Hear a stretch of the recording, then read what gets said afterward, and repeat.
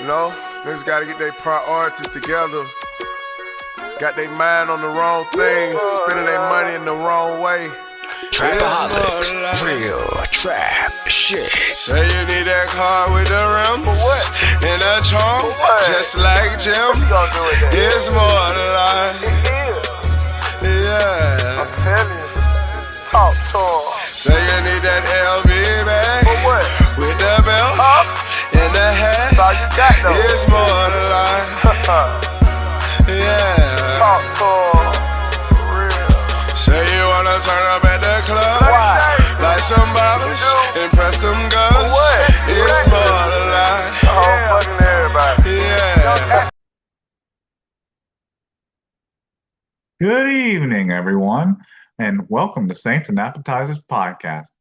And who dat? And welcome back. We have some main course for you, main course, and I'm talking about the Saints' 23-3 loss to the Buccaneers this past Sunday. It was an evening game, and that drops the Saints to 1-7.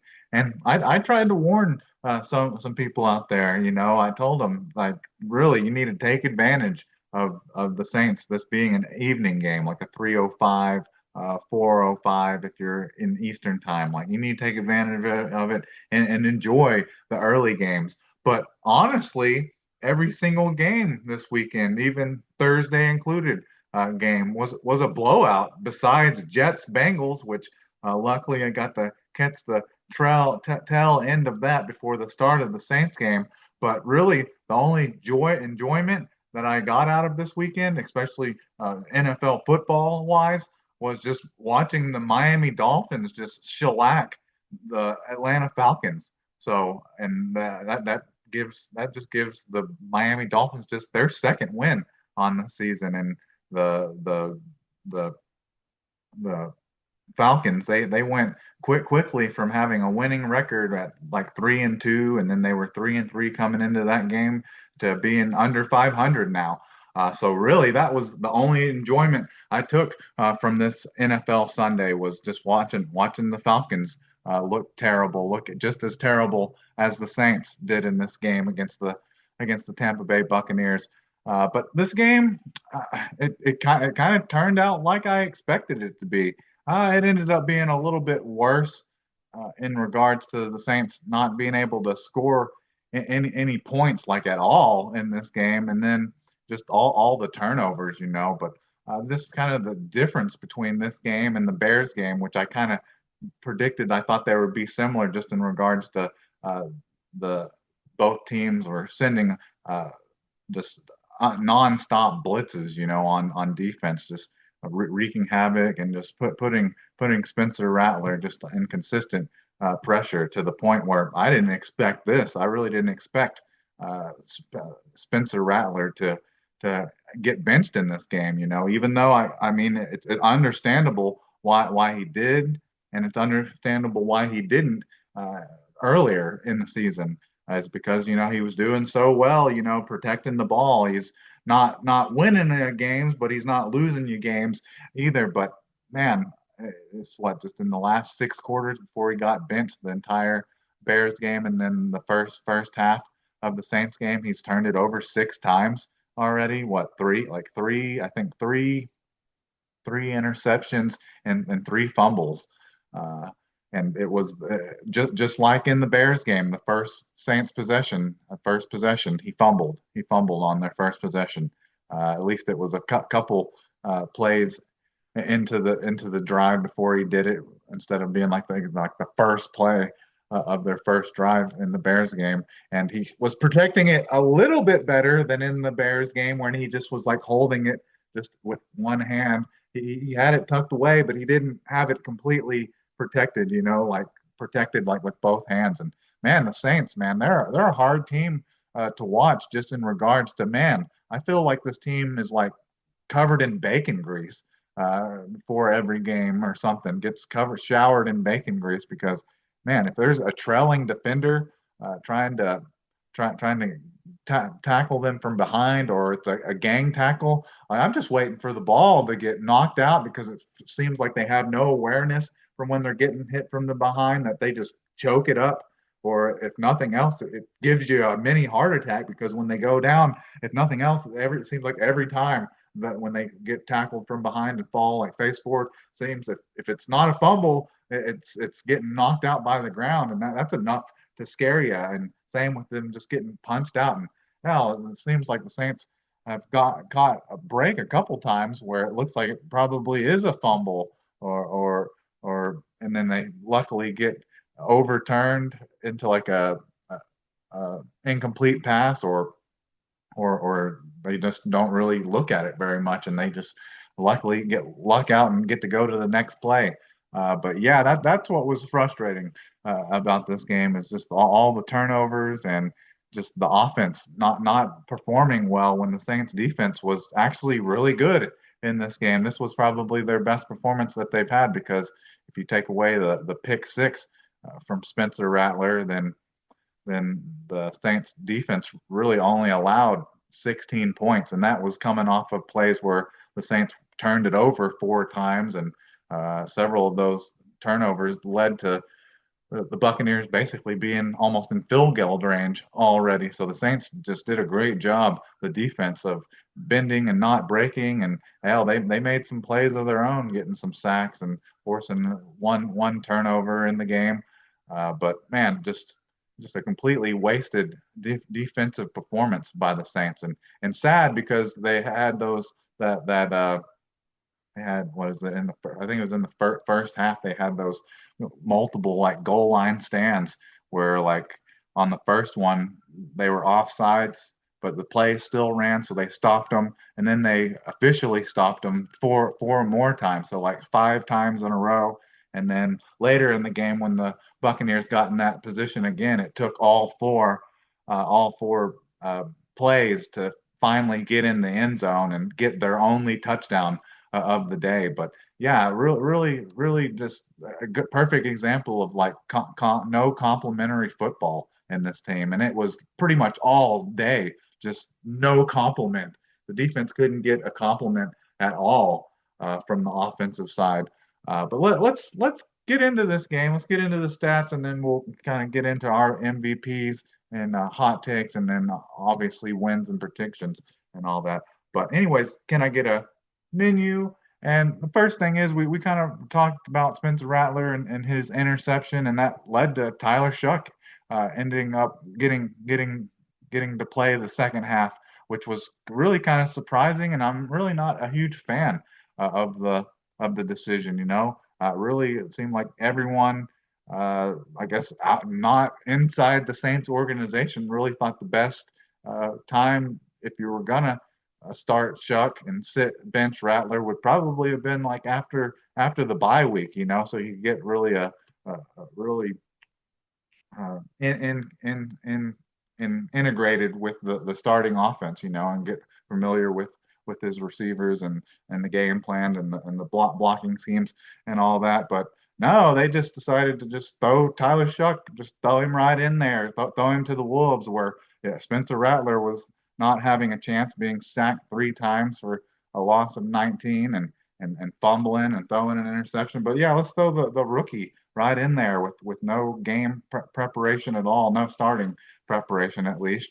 But Spencer Rattler, he was 15 for 21 for 136 yards with a 6.5 average, no touchdowns, an interception, and which was a pick six. And then he was sacked three times for a loss of 19. And he also lost a fumble, and he had a QBR of 14.3 and a rating of 68.8.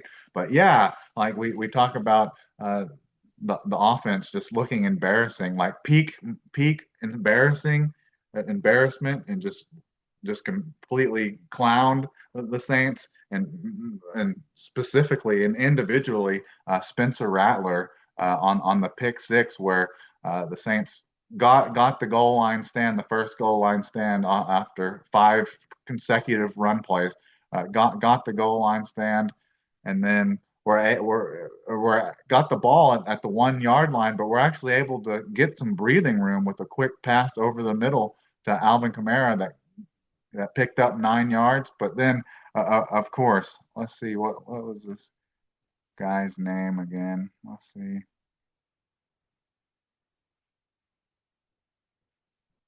Yeah, Anthony Nelson. And then like on a rollout play, when they only on 2nd and 1, a rollout play like what around their 10, the Saints' own 10-yard line. Uh, Spencer Rattler had I think Foster Moreau like wide open, like it would have picked up at least 5, 10 yards. It would have picked up the first down at least, and he didn't get enough air under it. And you had Anthony Nelson intercept it and throw Spencer Rattler down like a small child and prance into the end zone for a touchdown. Like that was embarrassing. That was one of the top embarrassing moments on the season so far. And there's been a lot of them, but also can't say that's the last one. But I think that happened relatively early, and that happened in the first quarter. But I think just how embarrassing and how clowned Spencer Rattler had what was in that moment probably led to his benching because that was just awful and really couldn't get anything going regardless of that play. So we got Tyler Shough finally got to get in there, and he was 17 of 30 for 128, 4.3 average, 0 touchdowns, an interception, and he was sacked two times for an 18-yard loss. QBR of 7.7, not as if 14.3 is any better, and then a rating of 53.2. So yeah, Tyler Shough really, besides I guess a little bit of completion percentage, he wasn't a whole lot better in this game, and he had some, like I said, we're talking about like feels like some of these Saints receivers are like covered in grease or oil or something with the with you. Looks like you complete a play to them, just your standard type of play, and then they get hit and the ball's flying up in the air, or they're dropping it, and you can't, hard to tell play to play whether you've completed a pass or if it's an interception or it's a fumble. But yeah, Tyler Shough had a couple of those moments. I think the first one was uh, a throw to Chris Olave, and then he like got upended, and as he got upended, the ball came out, and it looked like a fumble at first, but then I guess they ruled it as incomplete. But then just a few plays later, Tyler Shough throws it to a receiver, and it like goes off their hands up in the air and gets intercepted. So just can't get away from those plays. On top of it's not just Spencer Rattler. Tyler Shough comes into the game and on one of the first two drives he throws to he was a blanketed receiver in Juwan Johnson because he had a defender trailing like right behind him. But there was great ball placement, something that maybe we can't say about Spencer Rattler. There was great ball placement because it hit him like right in the chest and right in the hands, and he just straight up dropped it. So it's not just a Spencer Rattler thing with the drops there. But hey, the day has come. The day has come for I guess Tyler Shough season apparently, and I guess it was the post game interviews for Kellen Moore. He was kind of being kind of quiet, and even the first 2 weeks, like Monday and Tuesday, he really wasn't saying like who the starter was going to be, and he said like he's not in the business of flip flopping, yo and quarterbacks, but. Hey, I guess that means Spencer Rattler's getting an extended stay on the bench then because they have announced Tyler Shough as their starting quarterback for the game against the Rams next week in Los Angeles, and that's a 3:05 uh, Central, 4:05 Eastern time game as well. But man, that happened. There's still a lot of season left. The Saints dropped to 1-7, but man, he says he's not in the business of yo-yoing and flip-flopping and going back and forth through quarterbacks. But I just had that feeling this isn't the last that we've seen of Spencer Rattler, whether it's performance based of Tyler Shough, but really what I believe it'll probably be probably get hurt. He'll probably get hurt because he has such a long history of that, and just the Saints offense with has pretty much looks like it's fallen apart since the Chicago game, since they lost Eric McCoy, who before he went down was the player on offense that would call out all the blitzes and line changes and things like that. Since they lost him, it's just the offense has just completely fell apart. Like it was held together a little bit by glue, but once there's no Eric McCoy, they just completely fell apart. And then to just add to it, no Kendra Miller anymore, so there's no running game at all either.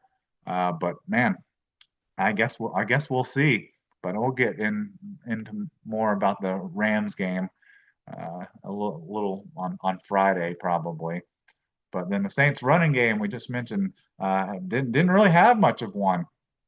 It's a pretty consistent thing. Saints getting these games where they end up behind and then they just absolutely abandon the running game, or the running game it doesn't really work at all early on in the game, and they just completely abandon it, and before you know it, they're throwing 30, 40 times a game. But yeah, Alvin Kamara just had 6 carries for 21 yards, which was a 3.5 average, no touchdown, and just a long of 5. And then Tyler Shough had a couple carries for 12 yards, 4-point average, no touchdown, the long of 6. Spencer Rattler had 3 for 12 as well, and a long of 7. And then you just had Taysom Hill came in on, I think he picked up a first down on one of his runs, which I feel that they got the Buccaneers in four what third and 3, or fourth and 3, or more a couple times, and didn't really go to Taysom Hill. It's quite as much as you think. Maybe he's still working something back from his injury, or they're just, I don't know. It seems like Taysom Hill is kind of like almost an automatic first down on those third and shorts, fourth and short. So maybe as he gets healthier and the season goes on, maybe you'll see some more of him. And then the receivers kind of just the same thing with the receivers. They got tons of targets, and just not catching everything, not coming down with everything. Specifically, Juwan Johnson, but Rashid Shaheed's hands looked a little shaky in this game as well. But the ball, it was definitely distributed. Like 8 different receivers caught a pass in this game, but Rashid Shaheed was uh, 9 for 12 on targets with 75 yards with 80 at 8.3 average, no touchdown, a long of 10. And then Olave was 8 for 12 for 63 yards, a 7.9, no touchdown, a long of 28. And then Juwan Johnson was 5 of 8 for 53 yards, a 10.6 average, no touchdowns, and a long of 16. And then Alvin Kamara had 2 catches for 24 yards, 12 average, long of 15, and off of 2 targets. And then Brandon Cooks had 3 for 22, and then even Devin Mill had 3 for 11. You got to see Devin Mill out there catching a couple passes, but didn't get to see him run the ball at all, which I was a little disappointing. Probably would have liked to seen more touches for Alvin Kamara than just 8 touches that he had in the game, and would have liked to seen more of Devin Neal get some carries, run carries. And then you got your once a week catch from Devon Bailey. His one catch a week. He met his quota with 1 catch for 10 yards, but was surprisingly targeted 5 times, but I just couldn't hook up there. And then the Saints defense, we mentioned that that they played pretty well. Like they probably had one of their better performances this year, but no complimentary football from the offense still leads to losses. But Demario Davis was out there sideline to sidelines. He was 10 total tackles, was 4 solo, and he was getting a lot of those, because a lot of those are assisted tackles, or him getting in on those goal line stands.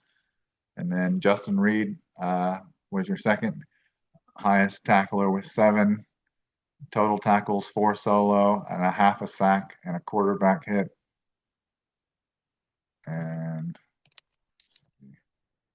other sackers here. And then probably might been your best defensive performer was Chase Young. He wasn't Mr. Almost in this game. He got there. Hopefully this is things to come from Chase Young being able to finish off some plays and accumulate, register some sacks because he had 4 total tackles, one solo with 1.5 sack, one tackle for loss, pass deflection, 2 quarterback hits, and a forced fumble and recovery. He had the trifecta on that. And then Nathan Shepard had 3 total tackles, one solo, one sack, tackle for loss, and one quarterback hit. All right, so those were your key leaders on defense, your big play guys. They able to just get the one recovered, just the one forced fumble. Had no interceptions in the game, and then kick returns. You got to see most of Devin Neal. You got to see him on the kick returns because he had five. He was had 5 kick returns for 106 yards, which was a 21.2 average, and long of 27. And then Mason Tipton had one pretty good return that made it look like the Saints were maybe going to have a positive drive. That actually may have been the drive that they ended up getting like their only field goal, which was a 48-yarder. But he had one kick return for 36 yards, and obviously it was long of 36. And then Rashid Shaheed had one punt return for 8 yards. And then Blake Grupe, we predicted originally, we thought the Saints may get 10 points, and 3 of the 10 points were going to come off of an almost around 50-yard field goal where they turn off all the video boards and all the sound boards and stuff in the Superdome. And that's actually exactly what we got. We got Blake Grupe being 1 for 1 on a 48-yard field goal, so it was almost a 50-yarder, and that was the only points on the day for the Saints, 3 points. And then Kai Kroger had 3 punts for 121 yards. It wasn't his punting. The offense was so terrible, but he wasn't punting as much as you would have guessed because the Saints were turning the ball over so many times. There was probably 2 or 3 more punts that he didn't have because they fumbled it 4 times. But he had an average of 40.3, no touchbacks, 2 inside the 20, and a long of 55. And really, the only reason he had the 2 inside the 20 is because he had at least 2 of the 3 punts that he was punting like at midfield or like in Tampa Bay Buccaneers territory. But that's the Saints stats. You can see that they're just completely just nothing, inadequate, inept on offense. But you had a strong defensive performance that went to waste, and at least a special teams performance that at least didn't lose you the game. But with how this game was going, it couldn't have won it for you either. But let's get to MVPs and hot takes, and then we'll get the picks and score, and we'll get up out of here. So I ended up for my MVP. I went defense this time, and I was hoping Quincy Riley would have like a repeat performance like he did last week against the Bears, where he was solid in coverage and got an interception off of Williams, and I was hoping like in this game that he'd maybe get an interception or force another peanut punch like he did against the Bills. But he wasn't bad in this game. He had 2 total tackles, 2 solo. You could see he was getting in there on some of those goal line stands. Even talking about the other corner in Kool-Aid McKinstry, he had 4 total tackles with 3 solo and had 2 pass deflections. Had a really good play where he knocked like a fade route away from a receiver and keeping it out of the end zone on a play, not knocking basically a touchdown throw away. So I don't think I can give it to Quincy Riley. Can't give it to Kool-Aid McKinstry, but was impressed and liked to see the improvements from your young DBs. But I think it's pretty clear cut who gets the defensive MVP. We'll just get the defense, and then we'll get to the offense. Is Chase Young. He was 4. We already went over. He was four total tackles, one solo, and then had the 1.5 sack and one total tackle, tackle for loss, a pass deflection, two quarterback hits, uh, a fumble, and a recovery. So Chase Young, looking like the player that we were hoping for. Like that. These are the type of performance we would like to see him. Maybe if he's consistent, we'd like to see him string a couple of these together. So definitely your player of the game on defense is definitely Chase Young, and then offensively, can't give it to any of your quarterbacks or any of your runners to the day. Just going off of big numbers, I guess. I guess hard to really give it to any Saints player because I could see where you'd want to maybe give it to Rashid Shaheed because he had 9 catches for 75 yards, but he also fumbled. And then Chris Olave has kind of got that go ahead from me the last couple of weeks with his close to 100 yards the last 2 weeks, and then the touchdowns and things like that. But he only had 8 catches for 63. So I think I'm just not going to give it to an offensive player because of that, mainly because of the fumble by Rashid Shaheed. And then special teams player of the game, I'm giving it to Mason Tipton because he did set the Saints up with decent starting field position on one of his kick returns. He had the one kick return that went for 36 yards before he was pushed out of bounds on a good return. So Mason Tipton, special teams player of the game, and Chase Young, your defensive player of the game, and just the offense. That just tells you how terrible the offense was that I can't even give them a player of the game. And then on to hot takes.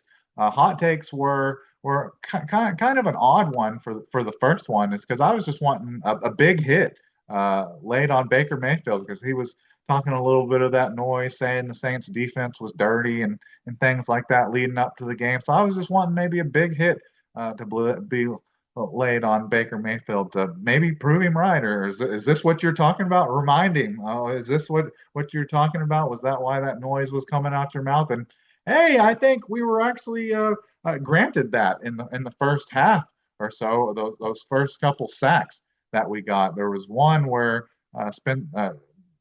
one of I think like the first one, Baker Mayfield kind of got like pancaked between a couple defenders, and then the strip sack by Chase Young.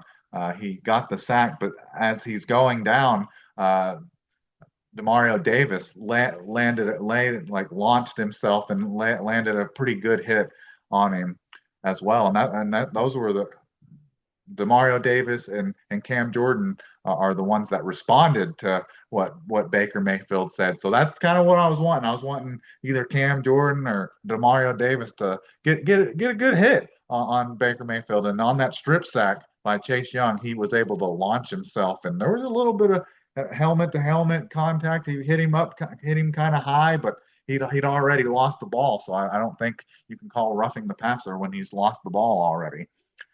So yeah, I would say that hot take hit. We got the big hit on Baker Mayfield, but it didn't hurt him, and he wasn't complaining or crying to the refs or didn't get knocked out of the series or anything. But hey, it maybe gave him a wake up call, like you're gonna call a defense out. That gives bulletin board material. And the Saints defense, I would say, probably played better than expected, and probably played better than they probably typically would without the noise being spouted by Baker Mayfield, calling them bounty gate and dirty and all that, having dirty plays and dirty players, things like that. So that was basically the best moment of the game, the Chase Young strip sack and the hit by Demario Davis to follow it up. But once again, there's always these moments in these games when it's like, man, this is the highest point in the game. Maybe it should just turn it off now. But of course, we don't do that. We hang on and struggle and torture ourselves all the way to the end. But that was the first hot take, and then the second hot take was just a repeat of the Chicago game. I was predicting that Spencer Rattler would get sacked 2+ times again. I mean, I should have just predicted that Spencer Rattler was going to have a terrible performance, very similar, very indicative and similar to what he had in Chicago, just all together, because he didn't just get sacked 2 times, but he also turned the ball over 3 more times in this game. Let's see, yeah, or two more times turned it over 2 more times in this game, and it already turned it over 3 or 4 in the game against the Bears. So got sacked for sacked 3 times. So it hit just off of that. But he was also terrible with interceptions and fumbles as well, which led to what, a total of 6 turnovers by Spencer Rattler in the last game and a half or so. So the Chicago game in the first half of the Buccaneers games turned it over 6 times, and that was what was keeping his job up until this point, was not being able to turn over, not turning over the ball and losing the game for the Saints, and that's pretty much exactly what he did. He gave the Buccaneers the first score of the game, the first touchdown of the game, and would have been enough to win the game by itself. The points that he gave to the Buccaneers, throwing that terrible flat throw to what should have been a wide open Foster Murrow, and gets intercepted and gets clowned, like thrown to the ground like a small child. Prances into the end zone for a touchdown. Very reminiscent of the 2017 1 yard touchdown Cam Jordan had against the Lions back in 2017. When that may have been peak Cam Jordan, like defensive player of the year quality Cam Jordan, which we hadn't seen that in a long time. But that's what that play was, very reminiscent for me when I saw that play. And embarrassing. It's fun when your team's the one and your defenders are the ones that are doing it, but when it happens to your player, it's not very nice. And man, you just kind of lose that swag and that aura after that happens to your quarterback. It's just like, man, how can he come back from looking so lame after that play? Hard to believe players and teammates can back that after just absolutely just looking like an absolute clown in that moment. But so I would say both of those hot takes hits, like I said, they're kind of a little bit odd, just kind of very specifically. I want a big hit late on Baker Mayfield, but I think it happened. And then Spencer Rattler kind of doubling up on this. And I hope I'm not the one that jinxed it, but man, he just turned around and had just as bad a performance as he did against the Chicago Bears. And then off my pick and score, I did basically the same thing. I picked 30-10, just like I did for the Chicago Bears game, and I kind of traced it out as it was going to be pretty much exactly the same. Just Spencer Rattler was going to get blitzed into oblivion and blitzed until he wilts and starts coughing up the ball, and just like he did against the Bears, and that's exactly what happened in this Buccaneers game. Really, the only thing positive to take from this game is that the Saints defense didn't allow 200 yards rushing to the Buccaneers. I think they only allowed 88 yards and 1 touchdown, and just off of an average of like 3 yards a carry. So very respectable for the Saints defense to respond to that after having such a horrible game. But besides that, pretty much was exactly the same game, like we predicted. Just didn't. It wasn't quite as rough.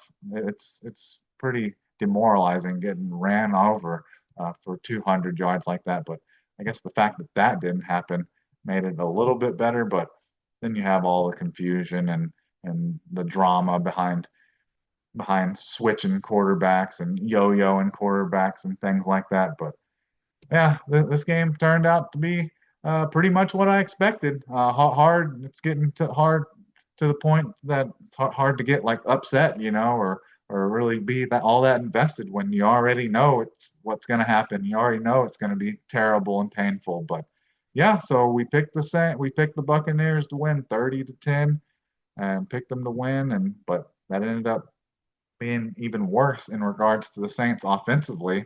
We were like right on track there for a while because it was 23 to yeah, it was 23-3 for a while. So I was thinking like, man, we get the exact score if the Saints can just muster a touchdown, and then hey, it won't be that hard for an exhausted Saints defense to give up one more touchdown. We get the exact score 30-10, but realistically, this ended up being worse than what I predicted just because of the fact the Saints offense couldn't do anything at all.